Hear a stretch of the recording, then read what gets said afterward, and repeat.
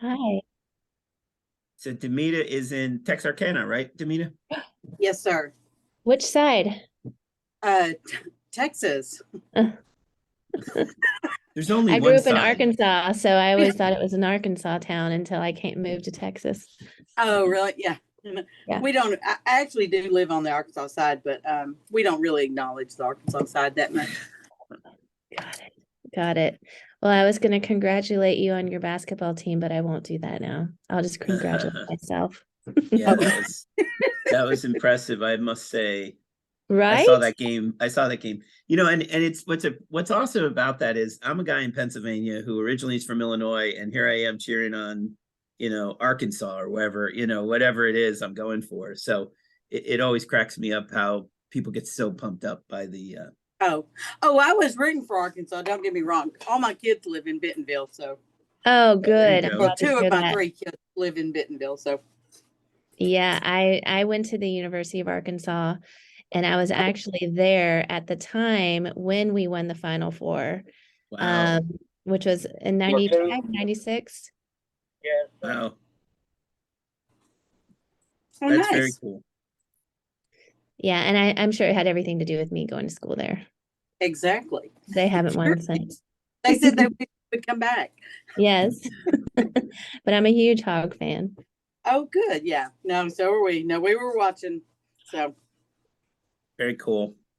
Well, we can start up again this week, right? Well, I don't know if the games start tomorrow, I guess, Thursday, yeah, Friday, or is it yeah. wait, do it The again? So 24th, don't they? Or I 20, don't 23rd or 24th. I think it starts on the 23rd. Yeah. yeah, I can never remember. I can never keep track after the first weekend because that's usually when I get blown out. Um, and I don't know if you knew this, but we did have peer group submissions. Charlie, do you remember? Oh, you on the line there? I think we had more than 50 submissions for the March Madness. So every Oh, I didn't day even realize there was I should yeah, have put it's called my Peer hat Group in. Madness, and the winner gets $250 of my money, which Oh, wow. Davita will tell you how cheap I am. So that's a pretty big deal when Dan pulls it out of his pocket. Um, but yeah, we've done it like 3 years in a row now, and it's just keeps getting bigger and more fun. So I was actually winning after day one, so I was very excited, but that fell apart very quick. Well, I and know. that's the way it I'm works. way down now. I think I'm 17th or something, or 21st, or You were something. Demita, you were showing up in the top 10 for a little bit, or right around the I top 10. know, I know. I was there for a little bit. Maybe everybody else will get. I think that. Well, I don't know if that RDU that win. I think knocked everybody. Yeah. Yes, Or true. FDU, yeah. Yeah. All right. So I am going to finish off this book today if it kills me. So I finished reading it, and I've really have to be totally transparent and say I rushed through the back quarter of it. But again, like I stated, I had read it before. It's a good book. It's amazingly useful right now because the majority of our members have experienced significant growth over a number of years. And so when you're double digit growing over a number of years, you're adding staff and you're adding assets and you're adding facility space, and all that costs money. Some of it is variable, but most of it is fixed. So today, in this half of the book, we are going to learn about what that means and why all of a sudden we realize, oh my gosh, like this totally impacts who we are as a business. I mean, Demita is a great example, having outstanding, incredible growth the last few years. And I'm sure she's had some capital and balance sheet issues along the way. So we'll get into that. So, okay, so quick synopsis last time.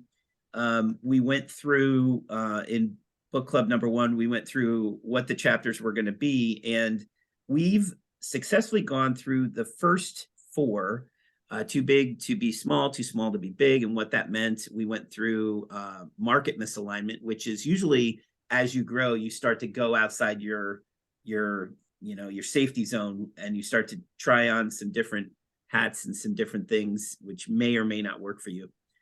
You also find that your management sometimes can't come along for the ride, and it's just an unfortunate truism of any business that there's a Peter principle, and some people can't get to the next level. And that goes for CEOs and presidents as well. So we should keep that in mind. And then the last thing we talked about in the session last time was outgrowing our model. So what it is that we do and we do well, is there a chance that we can't continue to scale that model? Is there something else we have to do? So today we're going to talk about the last four: outgrowing your money, which is always my favorite topic. And actually, it was pretty hard going through those chapters if you had the book.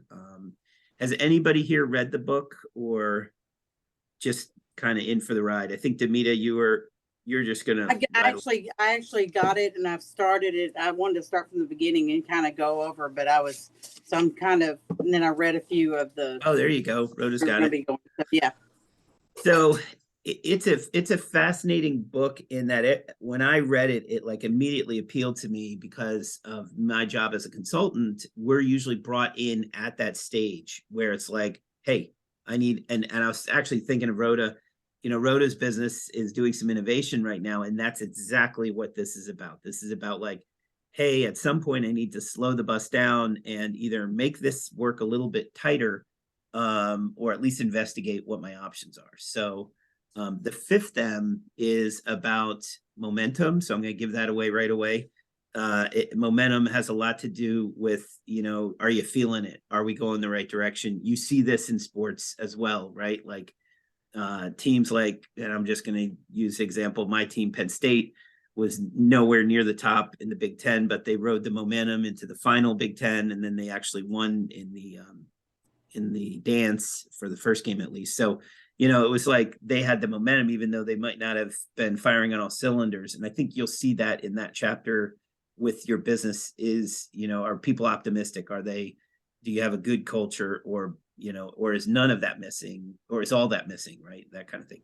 And then the next chapter near the end, we start to get into beyond growth, which is, growing for growth's sake is not always the best choice. And so we'll talk about that.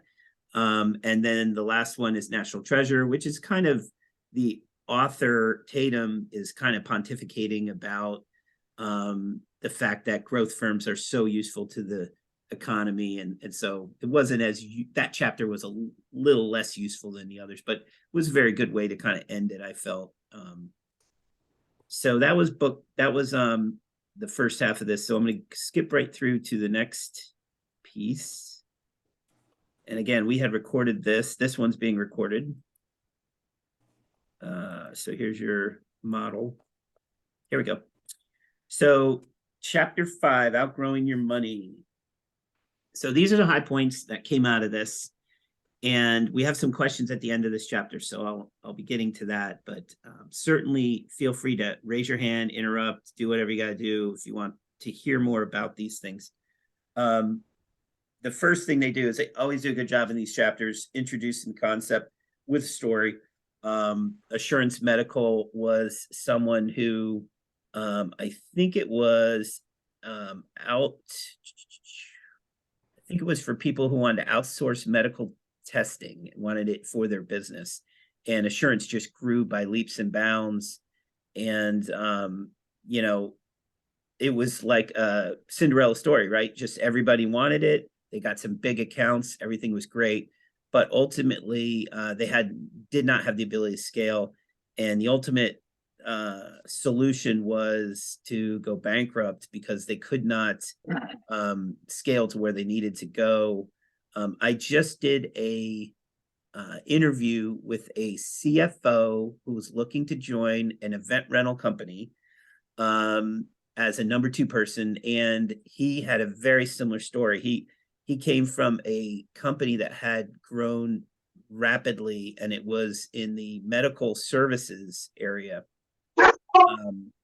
And he just got overwhelmed as the CFO with the CEO, not being able to fund their growth. Ended up with, I think they did 8 locations in 4 years, and they went from having like 10 employees to 125 employees.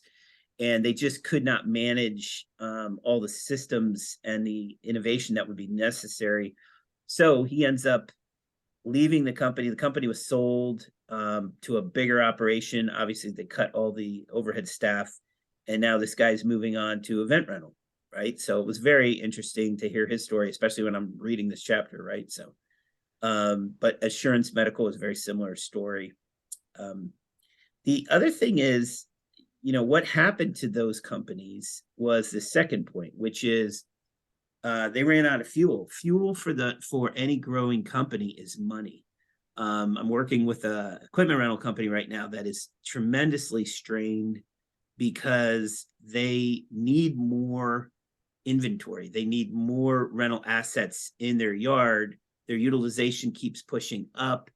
They can't find equipment to follow their growth pattern, and they have actually invested in their company with employees. So now all of a sudden employee costs are as a percentage are high. I mean, it's just one of those deals where they've run out of money, fuel, to be able to get their inventory. So they have to look at what other options there are. And this, by the way, this book gets into that. It gets into what are the options for people who run out of fuel.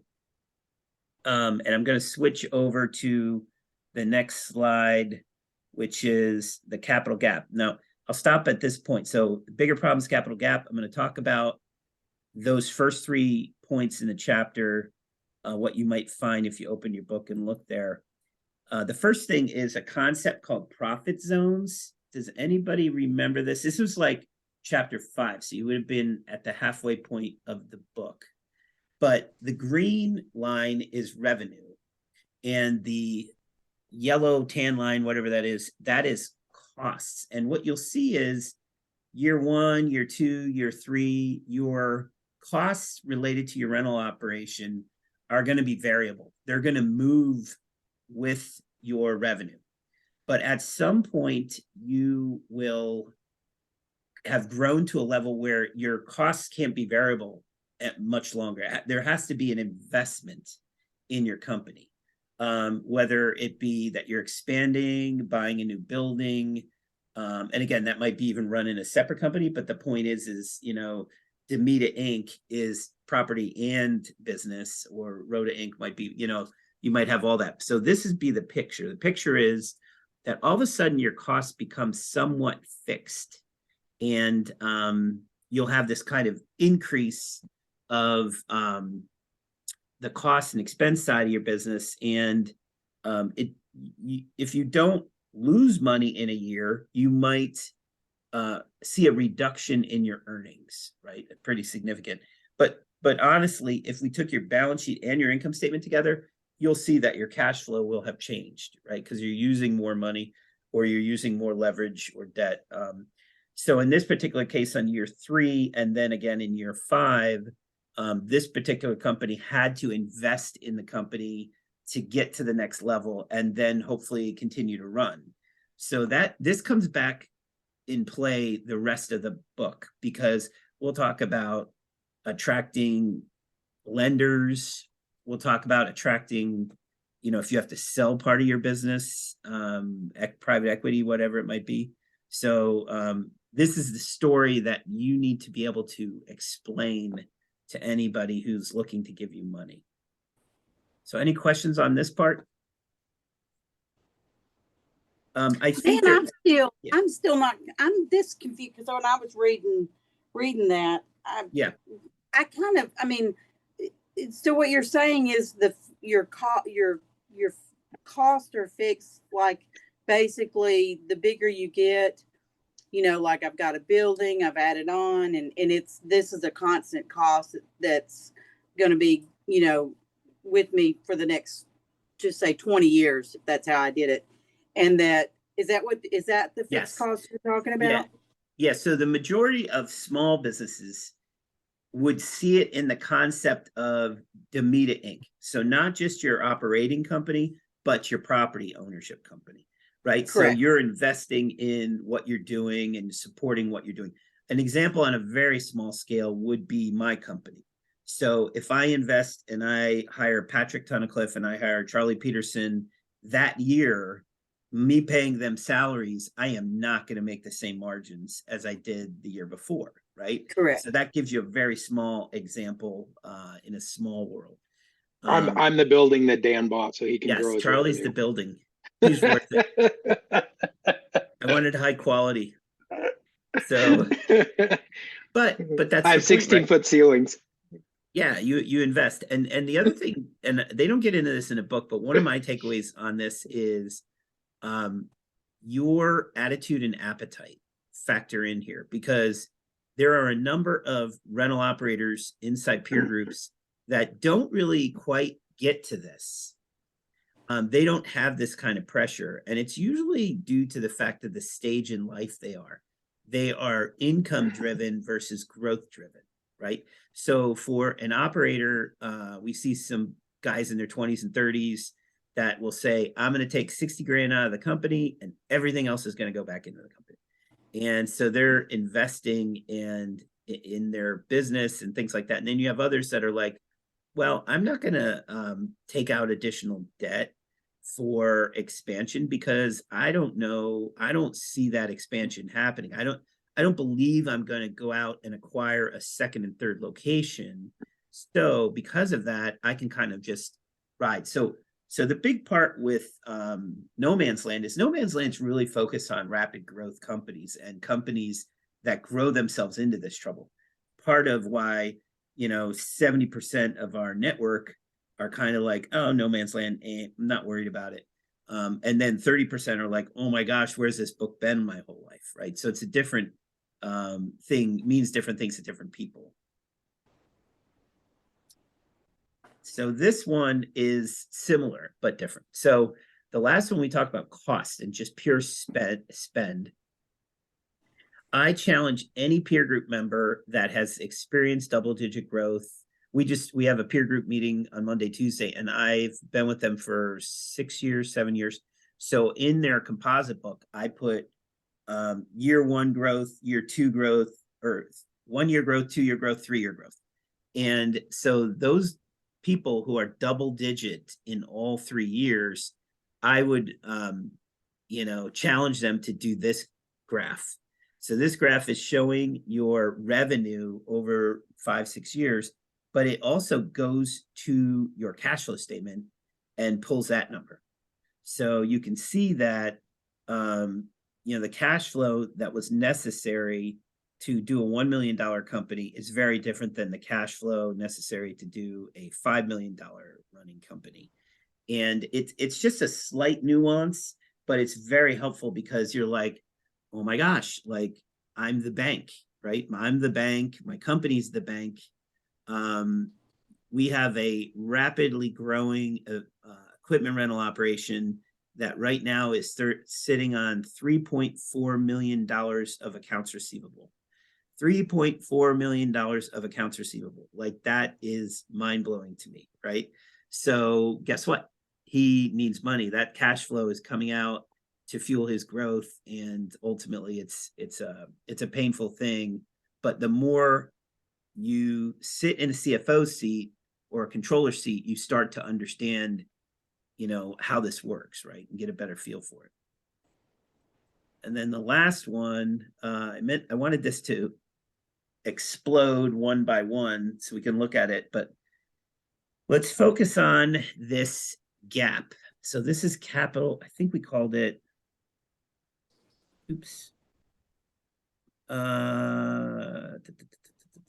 capital gap. Okay, so here's capital gap. So number and dollar amount of loans. So this was a particular year. I'm not going to tell you the year because it will date this presentation. I don't want to date it that badly, but the loan, yeah. So a loan under $100,000, you'll see that there were 9.8 million loans that were that were given to companies, or I'm sorry, that were loans under $100,000, and the average loan was extremely small, right? So you actually look at this and it was essentially going to a bank and getting something financed.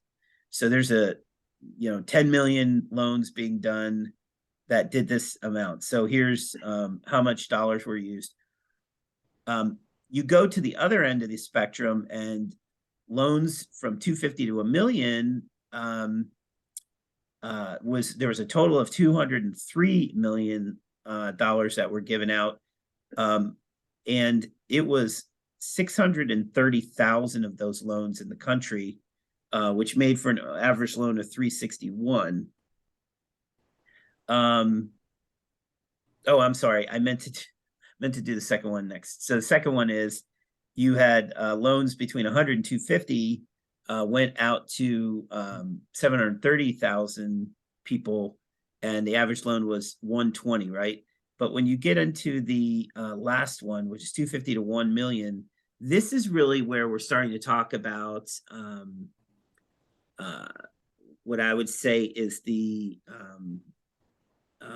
no man's land type of loans. Like, why would we lend you the money? What is it going to do?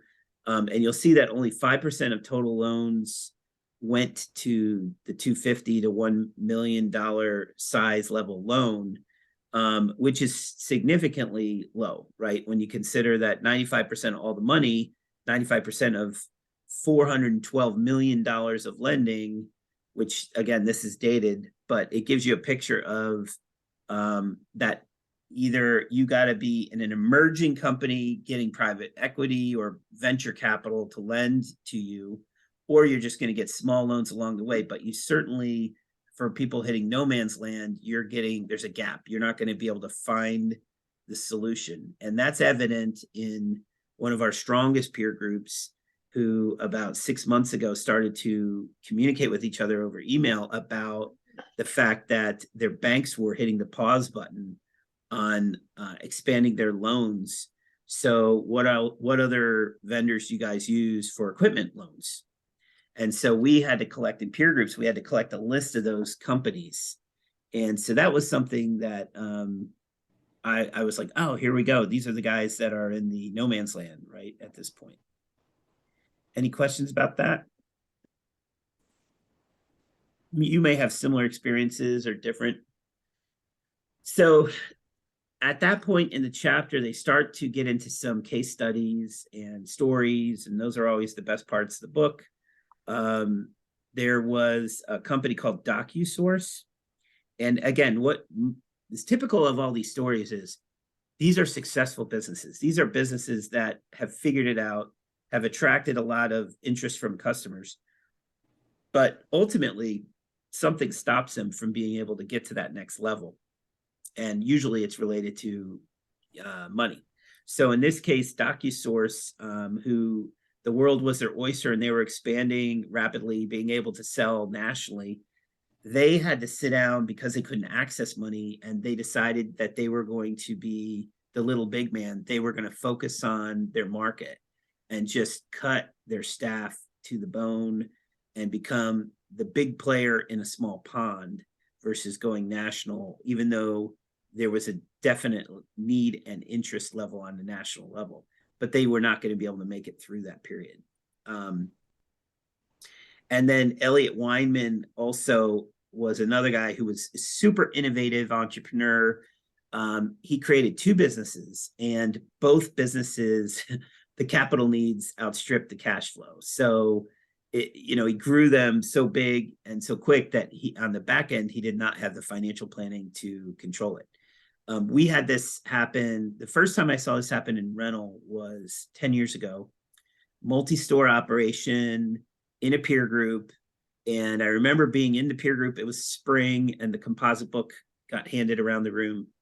And there was a wise old sage in the room. And he said to the young upstart, he said, here's the date. He goes, let me see your debt service.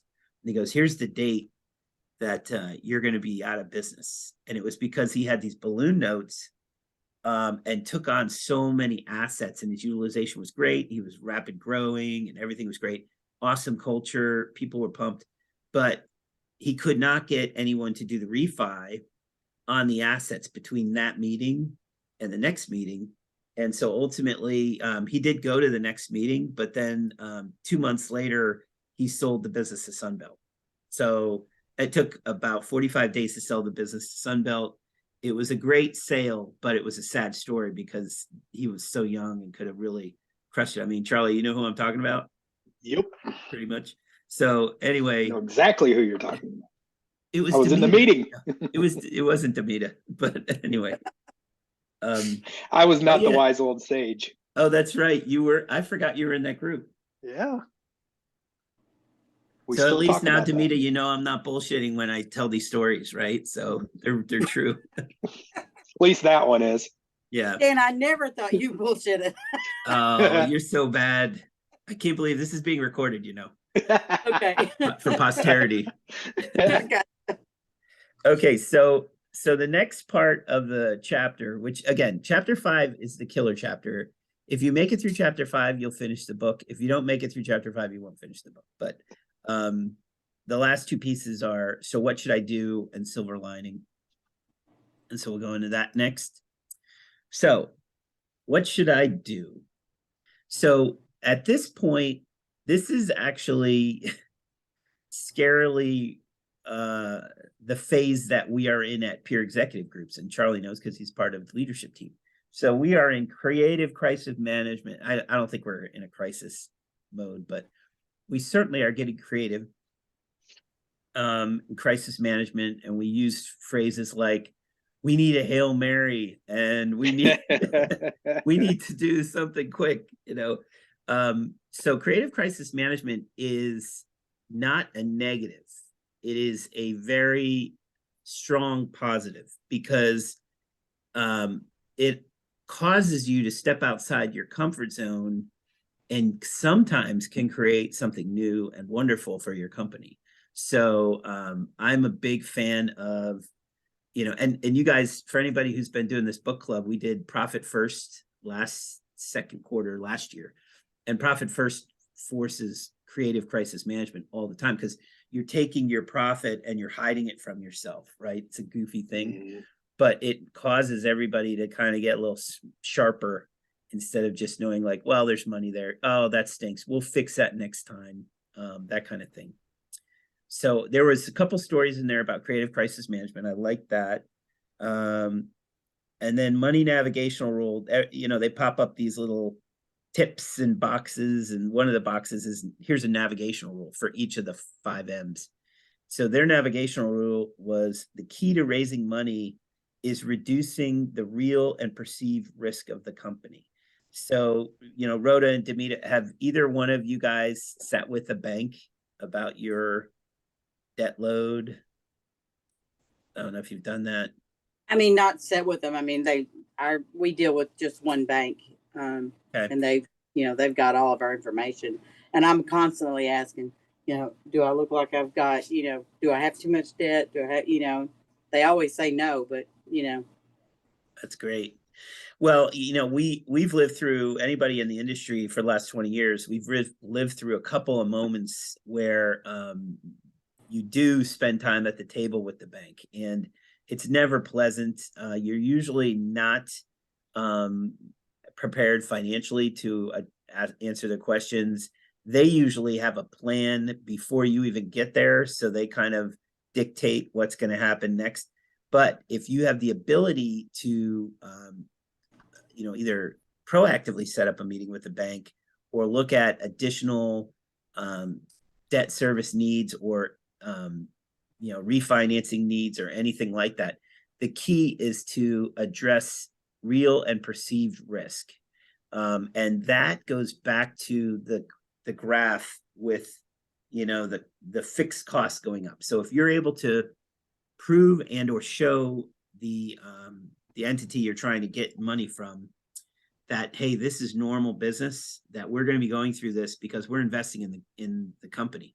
In a small way, you'll see that in your composite book on the summary page, when you look at a thing called revenue per hour worked. We actually ask you for how many hours were worked in your company. We take that number and we divide it by 2080. And by dividing it by 2080, that kind of gives us a picture of how many full-time equivalent employees you have. And then we'll compare it to the revenue. And we'll say, here's your productivity. Well, in a lot of cases, you may have added 3 people to staff, added that second mechanic, another person to help the driver, whatever it might be. And so you're carrying a cost that reduces your revenue per hour worked.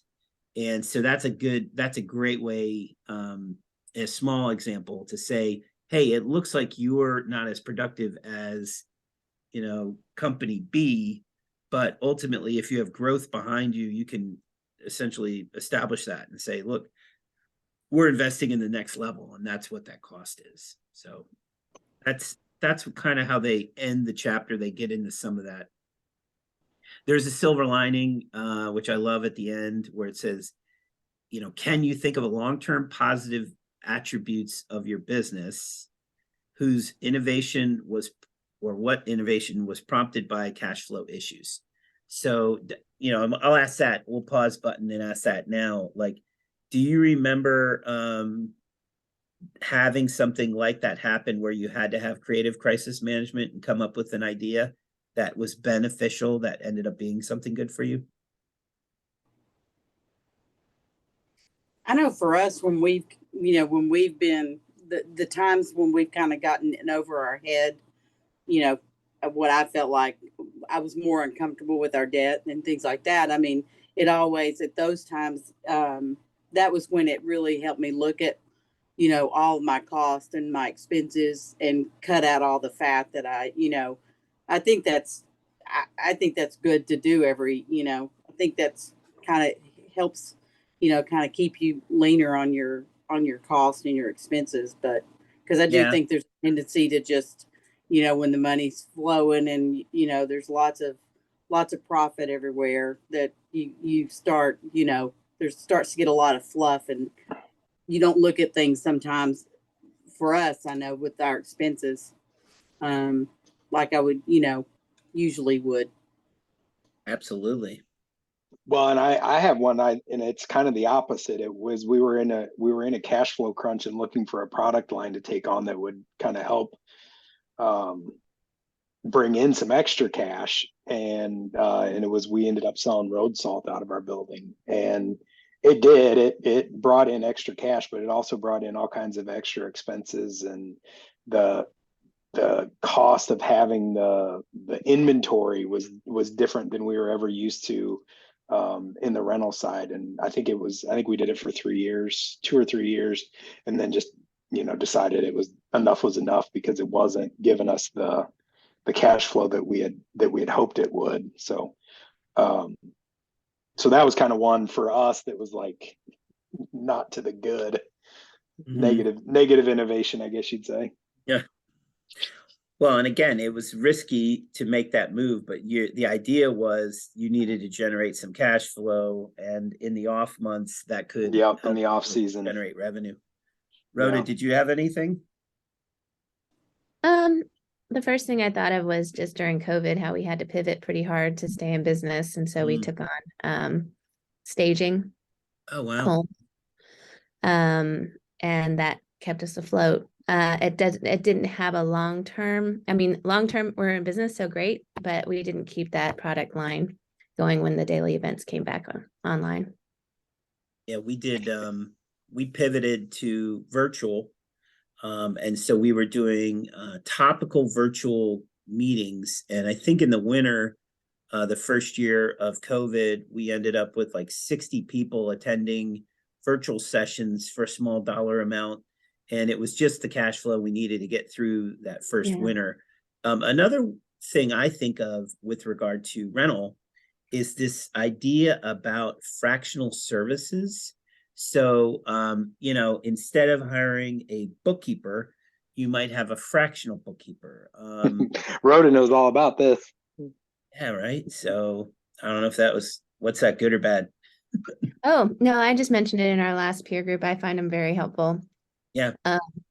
We've had a fractional sales consultant before to help move me out of sales and teach my department. And right now we have a fractional CMO marketing and a CFO to work with those teams. That's amazing. That's probably the most I've ever heard fractional in one company. That's kind of cool. We'll have to have It's you. really beneficial. We'll do a podcast on that. I was going to say, you need to do a podcast. Make a note, Charlie. I'm gonna get her on the podcast. Right. Sure. Yeah, like, and again, fractional is part-time. Fractional, it's always been around, but I think it really has picked up in recent years as a cost-effective way to get your company to the next level.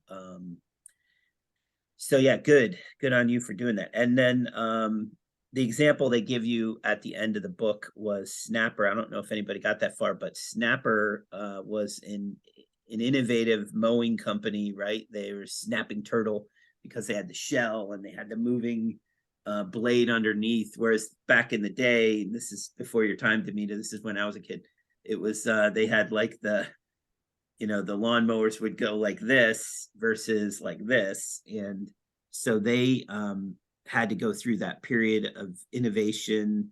They did not have the financing, so they had to come up with some creative solutions, which ended up working out. And ultimately, Snapper became a brand that was pretty significant. People remember it. So that's that chapter, I believe. Oh, here was the pause point at the end. So a little summary at the end. Challenges of capital. So this, and again, there's a letter from a investor in a company to the CEO, and then there's a letter from the CEO to the investor in the company. And essentially it's fictional, but they're fictional, but they're able to actually communicate their concerns, but the positives and negatives of the relationship back and forth to each other. And it's very clear-eyed and something people should consider. So if you've ever thought about taking on a partner, had an investor in your business, we have a couple rental operations that recently invited private equity into their companies. So that's this last part of the chapter is amazing to read because it's important that you understand the difference between selling some of your equity versus taking on more debt versus just being creative and not getting money, right? So so questions are there and these questions I think I have on the next page. I didn't know they were both. So are there any risks in the business that can be eliminated with money? So that's a question for the group. Charlie, any thoughts? Any risks in the business that can be eliminated with money? So on the rental side, just thinking about inventory, if you're too specific, like if you're in just one particular inventory class, I would think spending money on inventory would be one way to kind of reduce that risk so that you have a more varied inventory mix. But then on the party and event side, you see that the opposite way, where people take and they go from a varied inventory mix to a very specific, and maybe that's eliminating risk on the other side. I don't know, but that was kind of my thought when I saw that of, where could you spend money to reduce some of the I like to look at risks. this. I like to look at this a little bit differently. So let's say we took a blank piece of paper and we wrote down and I think Ami Kassar, who is one of our finance partners, makes people do this where you say, if I give you $1 million, how would you spend it or where would it go? Yeah. And what happens is, and Charlie knows this because I've been investigating loans and different things to fuel our next level growth. And it's like, okay, let's make a list of, if somebody gave you $1 million, and let's call it EIDL money, right? From the government, they give you this money. What are you going to do with it? Some rental operators got $2 million available to them through EIDL. Smaller businesses got $500,000. But the question is, what'd you do with it? Like usually people took it, put it in the bank, or started to earn interest with it right away. But if the idea is you took the money, get a plan. So if I make a list of how I would spend the money, then I would then look back and say, did any of those ideas help to reduce the risk, right, of the company? So this idea of, as an equipment rental, investing in that next level of asset category might be the part of it. Like, hey, I need to explore. I can't just count on what my go-to is. I have a couple things that are starting to break out, but I need the money to fuel and see if it will continue, if I can continue to have high utilization in asset class number 2 and 3, right? That kind of thing. Yeah. And I'm sure Rhoda was going to say something. What were you going to say, Rhoda? I had an example that I think fits, but it's a lot smaller scale than what we're talking about. It's Go all ahead. right. Are there any risks in the business that can be eliminated with money? So my example is we carried a particular type of table that needed to be refreshed, and the supplier that I was using, it was there was a supply chain issue and I wasn't going to be able to get them in on time. So I went with another company and I was very excited about, because not only was the table less expensive, I was able to find that we could do replacements easily with them, that they kept it in stock all the time. Yeah.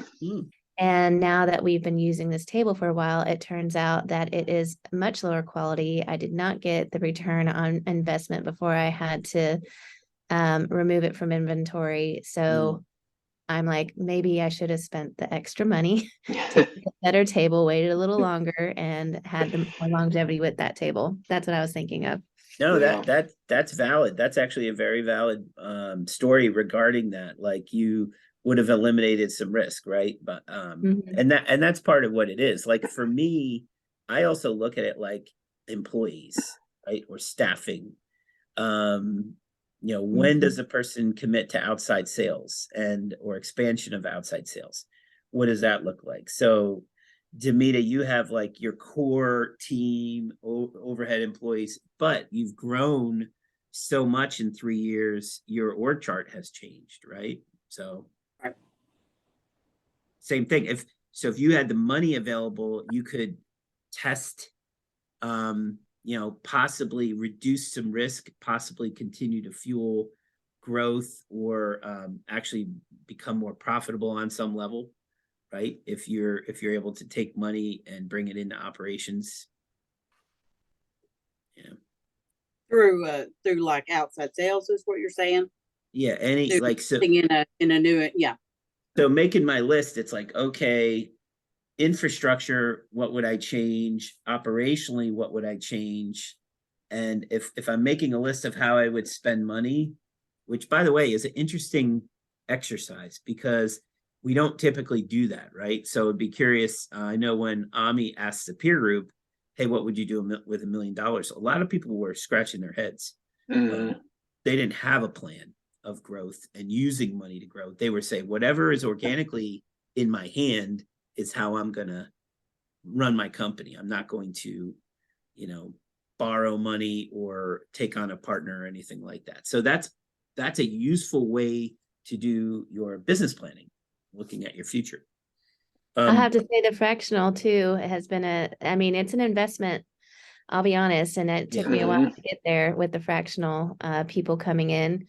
But for me, the risk that was eliminated is I felt like my leadership and my abilities hit a ceiling, and I needed somebody to come in to not only teach me but teach the rest of the people in that department on how to take it to the next level. So that risk was eliminated of not being able to grow.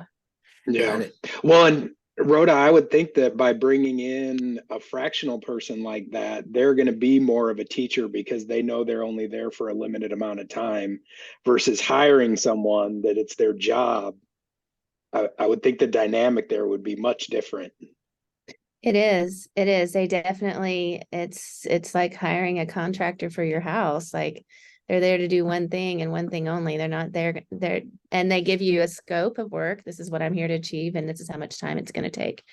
So it's easier to stay on task with those kinds of situations. Yeah. Okay, let's go to question number 2. Knowing what you know, would you buy you? So this is interesting because if you think about this question, you would have to answer it like, why? So let's say, Demita, that you want to buy yourself, right? I'm assuming you would want to buy yourself. Is that true? I would. I might fire myself, but I would buy the company. So the question is, if you had to write 3 sentences or 2 sentences, why would you buy yourself?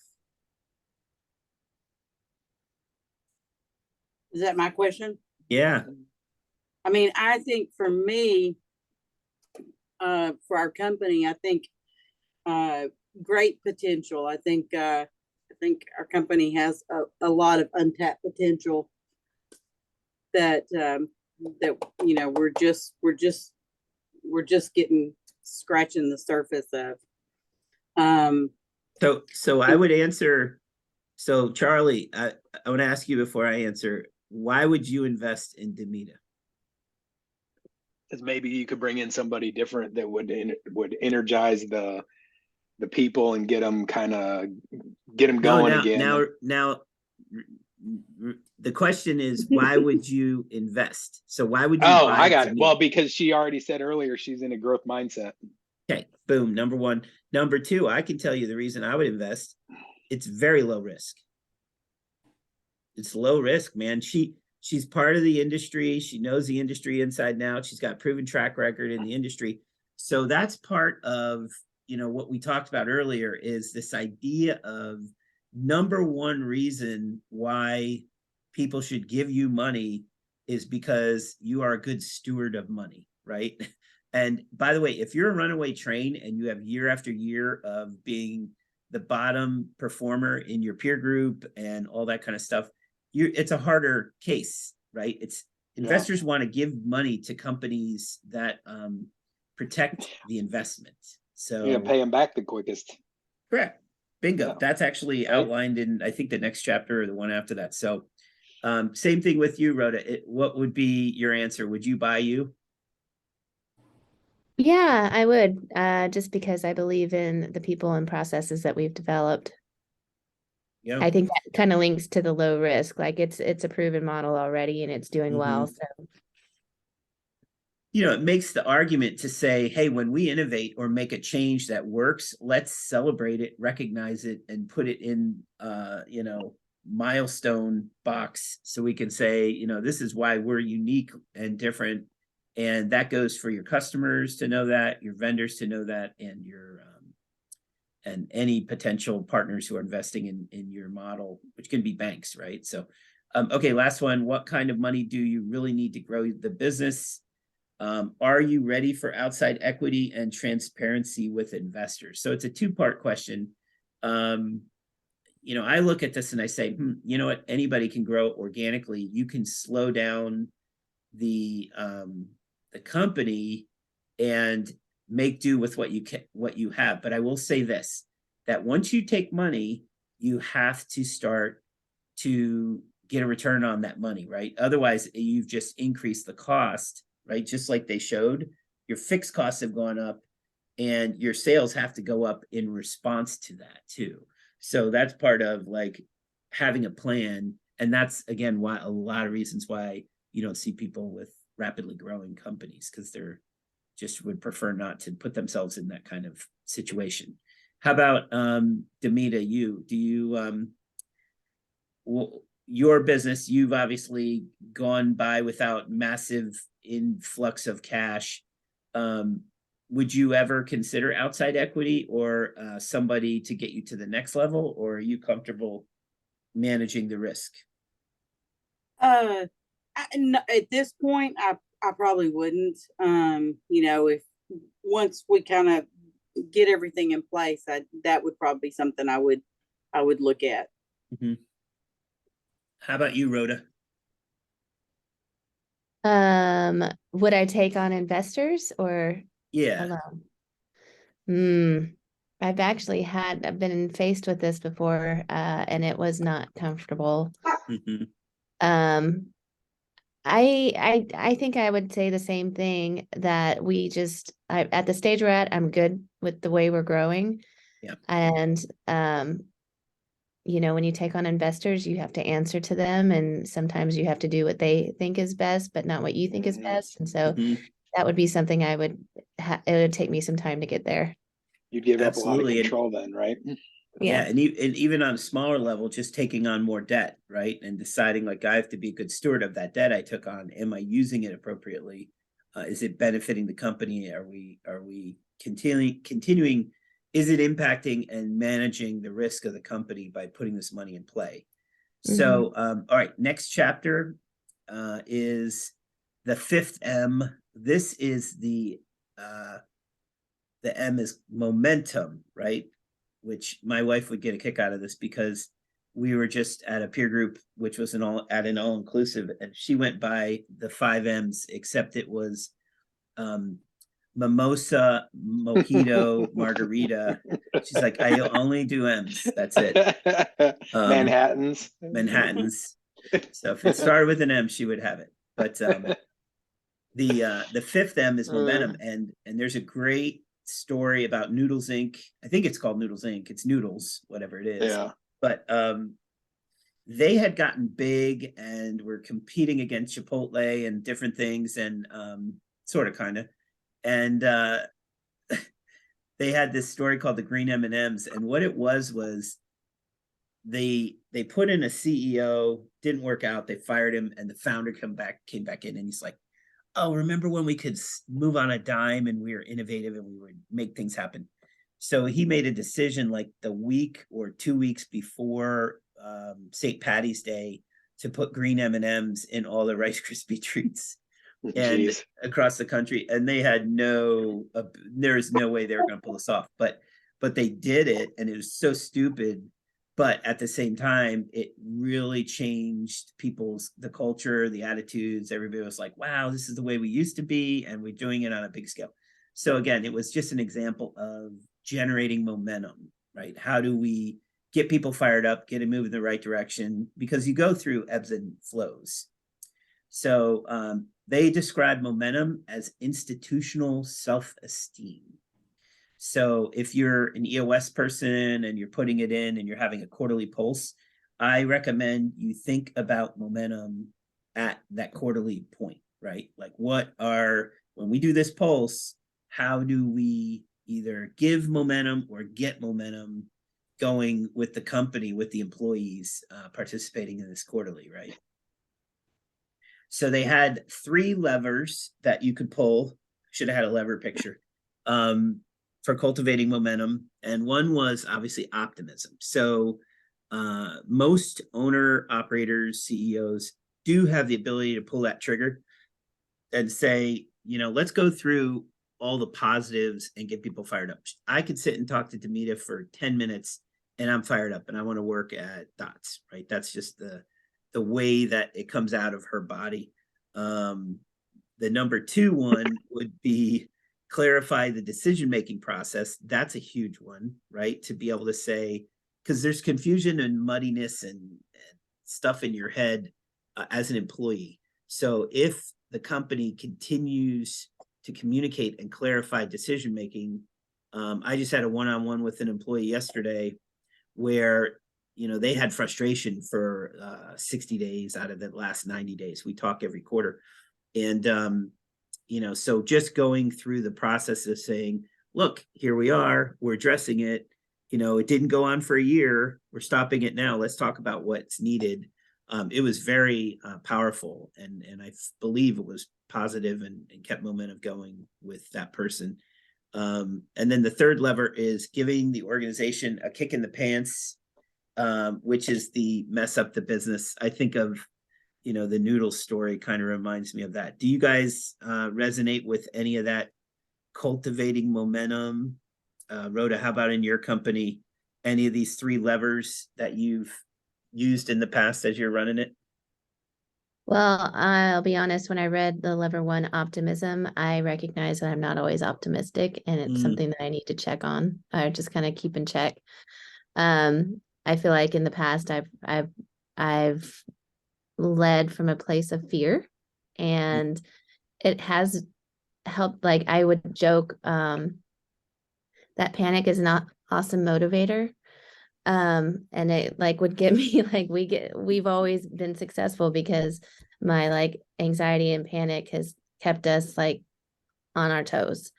But as we grow, I'm recognizing that's not the way to do it. So I don't have a good example yet as we're in this no man's land area, but I do recognize that has been something in the past.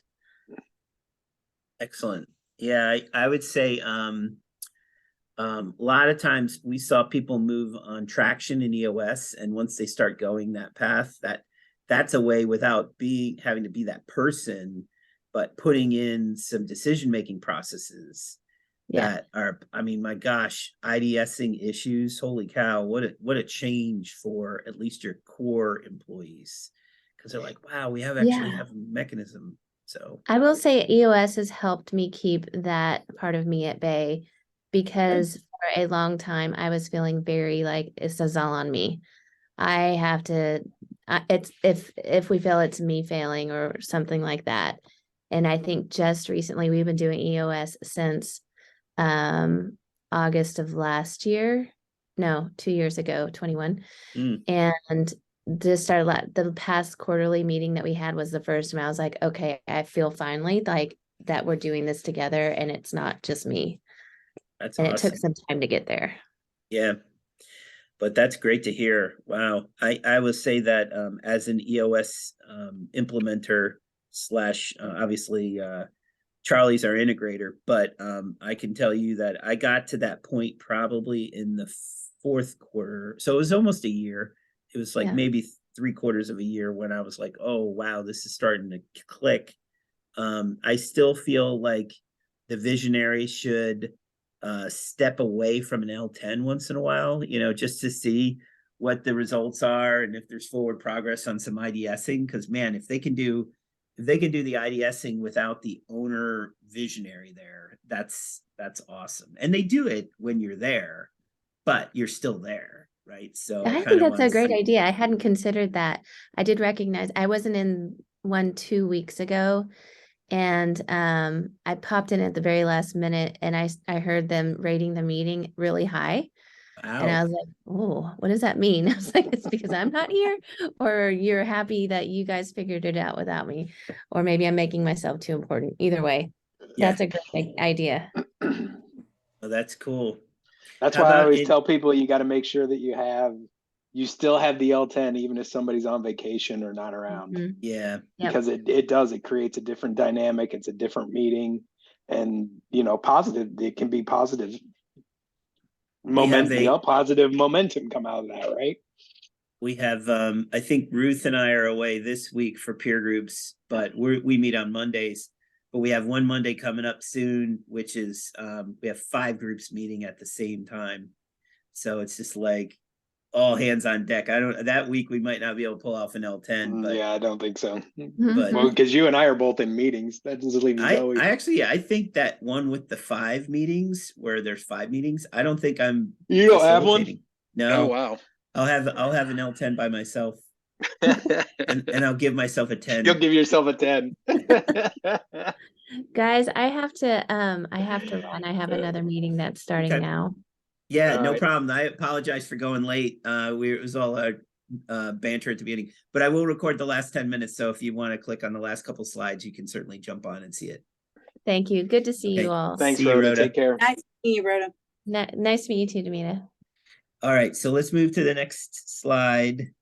So we're finishing up here. So end of the book, we go through beyond growth. And this is just a cautionary chapter, protects the author from, creating a bunch of monsters going out and taking on investor partners and things. So they have a concept called Prater's Dilemma that's addressed. They also say look inward and also making the call. So what this means is, in a nutshell, Prater is a guy who was running a company and he decided to take on a private equity partner into the company. And as they were doing the due diligence and getting closer and closer to this investment, so the investor sees the company a certain way. As he's going through due diligence, stuff starts to change, like over the course of 60 to 90 days, like, oh, we're going to have to shift our model a little bit. It's going to change here, going to change there. So, the investor's not getting cold feet, but he's like, okay, does this happen all the time? Is this the way it is? Prater had to make a decision, like, do I cater to this investor partner to get the funds to protect any risk of bankruptcy or all that, or do we decide we don't need to expand and grow rapidly anymore, and instead we're going to come back to earth? And so then they get into looking inward and saying, why are you doing what you're doing? And this goes back to, if I give you $1 million, what would you do with it? And if you're not going to do anything with it, then let's talk, right? So if you're going to just grow organically and you just happen to grow organically fast, then that's very different than saying, we're going to invest in new technology, or I need to put a CRM system next to my point of rental, or whatever it is, or I'm going to use the point of rental CRM and create 2 outside sales positions. So looking inward and saying, who am I? What do I want to do? If you do EOS and traction, this part is easy, because if you look at your 1 year, 3 year, 5 year, that's in 10 year, that's going to dictate that you'll either be like, no, we have a plan, this is where we're going, or you're going to say, no, we don't really, we're going to grow organically, so we can actually pause. So Prater decided to pause. So he made the call and decided to pause, and decided to not take the funds and not be concerned about continuous growth. I think part of it also, when you read it, it was unclear that he had a vision for where he was headed, just because, and he may have had one, but they didn't really talk about it. So that was kind of my takeaway on it. Then at the end of the book, they talk about national treasure, which is what is going on in America. And this is this idea of, oh my gosh, there's these growth firms everywhere. Did you guys, have either of you seen Inc. magazine? Not recently, but I've No. seen it. So Inc. magazine was the bomb. Inc. magazine was like every small and mid-sized business's Bible, because it would talk about, this company that stepped out of the box and did this, and this company, and it profiles the owners / leaders of the company. Most of them were private companies, and just a lot of fun to read. And actually, Ami Kassar was a columnist for them. But highly recommend it. I think, I don't know what the new ones are like. I should probably check that before I say it. But it's this idea that we have these great growth firms, and they fuel 80% of our economy. And what happens is our government system does not take away the risk or help with the risk. There's an SBA lending program, which is great, but it's like there's an argument for expansion of that, and basically saying like, holy cow, like, yeah, government should sponsor 50% of the loan, because it's like having this gigantic impact on the GDP of the country. Yeah. Now it may have changed slightly, because now you've got the $1 trillion companies that take on a huge impact. But I know, like, in general, that was the theory on this. So we're kind of shooting ourselves in the foot with some of our legislation, and the fact that money's hard to get. And, is there a way we can deal with these interest rates? I don't know if the rates went up today. Did you see that, Charlie? I didn't, but last I heard, they were thinking that they were going to pause it, but I don't know. Okay, so they were going to go up today, I think. But so final pause point on the book, and then we're done, is he would like policymakers to re-examine their assumptions, because growth firms are a gift to the economy and prosperity. And then at the very end, there's actually some really good addendums. They bumped it 0.25%. Oh, really? So we're at Yep. 6.75 or 7. Anyway. The increases are near the end, it says. Oh, so yeah, if it went up 0.25, we're probably all right, but It's slowing down. So the end of the book, read these addendums: Gazelles, private equity, the bridge, hiring someone you can't afford, more on the capital. I may actually do small podcasts on these addendums, because they're real quick, 5-6 minute reads. And we had some good success with those small podcasts getting out. I forget what we call them, daily dose or whatever. Mm-hmm. Anyway, any other questions, comments on the book? I appreciate you guys hanging in there. Demita, any questions, comments? No, I'm looking forward to going through it, myself, and really, kind of rereading and going back over, because there's a lot of little tidbits in there that I think will hopefully help. These book clubs do a good job of addressing the structure of the book. but all the little stories about the firms are the ones in between the nooks and crannies, right? So that's the Right. part. And again, I would not recommend this book to everyone. I think it's specifically for the leaders in peer groups. So peer groups experienced, I want to say 15% growth last year. But there were a number of Top Gun that were in the 20% growth mode for the majority of the last 3 years. And so if you're, north of 10%, it's a double-digit growth. You probably should be looking at this because you might be feeling a squeeze on your debt ratios. So debt ratios would be the lead indicator that say, what are we facing? But last question for you then, Demita, is your leadership team. What does that look like right now? No, we don't. Are we looking at the leadership team?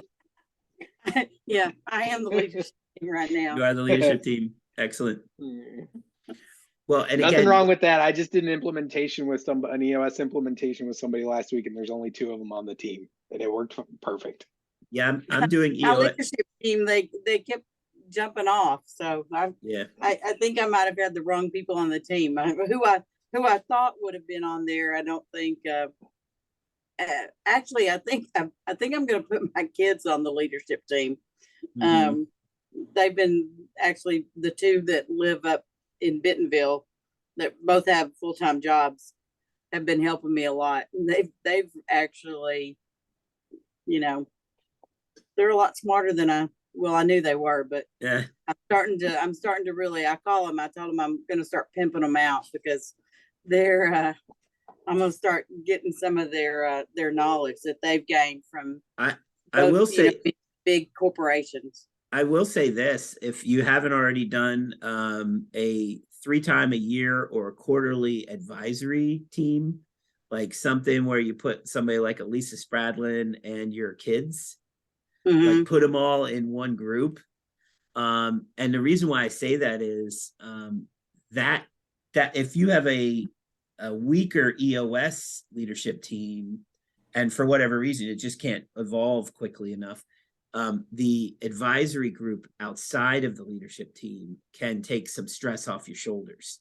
Right. It happens. I mean, we have an example where Lisa runs actually Phil Morera runs the meeting.